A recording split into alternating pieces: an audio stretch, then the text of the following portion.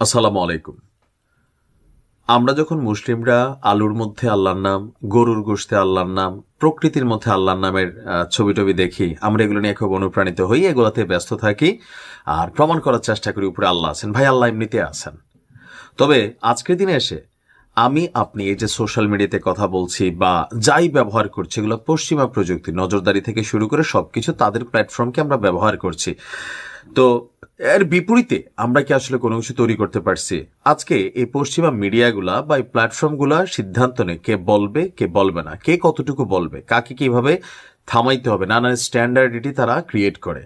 আবার পশ্চিমা গণমাধ্যমগুলো তারা চিহ্নিত করে যে আসলে আপনার বাস্তবে কি হচ্ছে আর কাল্পনিক জগতে কি হচ্ছে। কোনো একটা দেশের রাষ্ট্র থেকে শুরু করে সেই দেশের কোনো মানুষকে নোবেল দিয়া বড় বড় বানানো, আবার ধরেন তাকে সন্ত্রাসী বানানো, সবকিছু পশ্চিমা মিডিয়ার খেলা, কারণ বিশ্ব তাদের কন্ট্রোলে।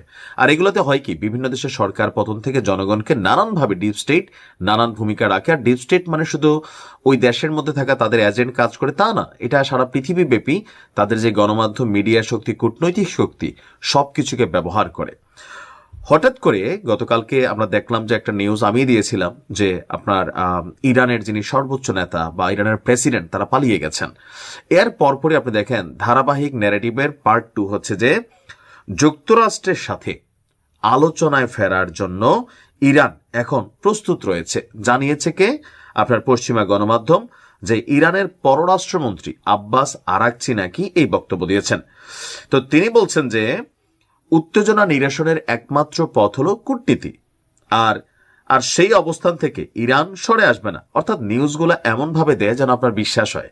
এখন যদি বলে যে ইরান যুদ্ধ চায় না, ইরান আমেরিকার সাথে কথাবার্তা বলতে চায়, তো এই বিষয়টার মাধ্যমে কি বোঝানো হবে যে মানুষ বিশ্বাস করবে যে এটাও তো মিথ্যা নিউজ। তো এটাকে একটু সত্যের মিশ্রণে তৈরি করার জন্য আরাকজি সাহেবের বক্তব্য আয়না একটা অংশ সঠিক রাখছে, কিন্তু ইরানের কোনো গণমাধ্যম এই ধরনের নিউজ প্রকাশ করেনি, বা ইরানের নিউজগুলো যারা প্রকাশ করে তেমন কোনো বক্তব্য আমি কোথাও খুঁজে পেলাম না।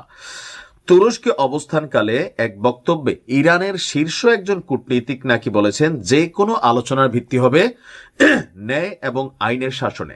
চাপ বাড়লেও ইরান কূটনৈতিক প্রক্রিয়া ত্যাগ করবে না। অর্থাৎ বাংলা কথায় যদি বলতে চাই, মানে ইরান পোতাই গেছে, ইরান আলোচনার জন্য এক ধরনের মানসিকভাবে প্রস্তুত। মানে ন্যারেটিভটা আপনি বিষয়টা যদি বুঝতে পারেন যে সিস্টেমটা কিভাবে আনছে। এখন এই বক্তব্য দিলে যারা যুদ্ধের ময়দানে যুদ্ধ করবেন, যারা কি বলা হয় যে ফর্ম পূরণ করলেন বীররা, যে কোনো মূল্যে ইরানকে বাঁচাবেন, তো সবার একটা মানসিক ধাক্কা পড়ে না যে দেখো আমরা কি করতেছি আর আমাদের নেতারা বৈশাখ কি করতেছে। কারণ যে কোনো একটা রেভলিউশন অথবা যুদ্ধ, এটা একটা ব্লাড কানেক্টেড ইস্যু। একবার এই উত্তেজনা কমে গেলে আপনি এই মানুষটাকে আর দ্বিতীয়বার তার আগের জায়গায় ফিরিয়ে আনতে পারবেন না। তো এখানে বলা হচ্ছে তুরস্ক সফরের অংশ হিসেবে দেশটির জ্যেষ্ঠ কর্মকর্তাদের সঙ্গে বৈঠক করেছে ইরানের পররাষ্ট্রমন্ত্রী। আর বলা হচ্ছে যখন যে কোনো মুহূর্তে আমেরিকা হামলা চালাইতে পারে, ঠিক শেষ মুহূর্তে এসে ইরান এই ধরনের আলোচনা করতে রাজি বা প্রস্তুত তুরস্কের মাধ্যমে এই বার্তা দিচ্ছেন। তো তুরস্কের প্রেসিডেন্ট এরদোয়ানকে, সে হচ্ছে এখানে এজেন্ট। অর্থাৎ তুরস্ককে আমেরিকা একটা দায়িত্ব দিছে যে ইরান এবং যুক্তরাষ্ট্রের মধ্যে যে বিষয়গুলো নিয়ে কনফ্লিক্ট, সমস্যা, নোট অফ ডিসেন্ট আছে, এই বিষয়গুলোকে যেন তুরস্ক সলিউশন করে কূটনীতির মাধ্যমে। এখন ইরানের বিপরীতে আমেরিকা আসলে কি চায়? এদের চাওয়া একটাই, যে পারমাণবিক কর্মসূচি তোমরা বন্ধ করে দাও, দিয়া ভাই আমাদের সাথে ভালোবাসার সম্পর্ক করো।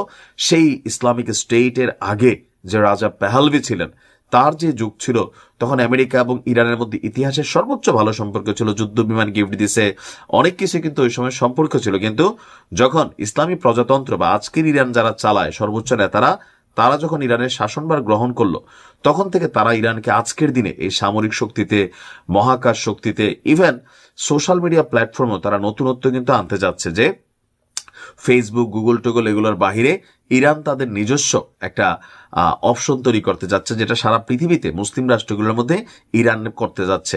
তো সেই প্ল্যাটফর্ম ব্যবহার করলে আমরাও মন খুইলা কথা বলতে পারবো। এখন যেমন কত শব্দগত ইস্যু আছে, আমি হয়তো মন খুইলা কথা বলতে পারি না।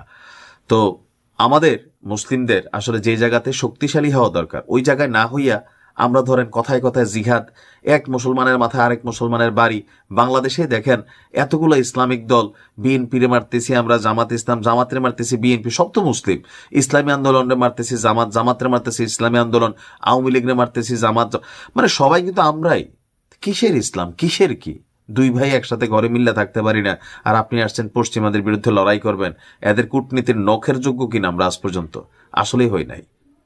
ভালো থাকুন। আসসালামু আলাইকুম।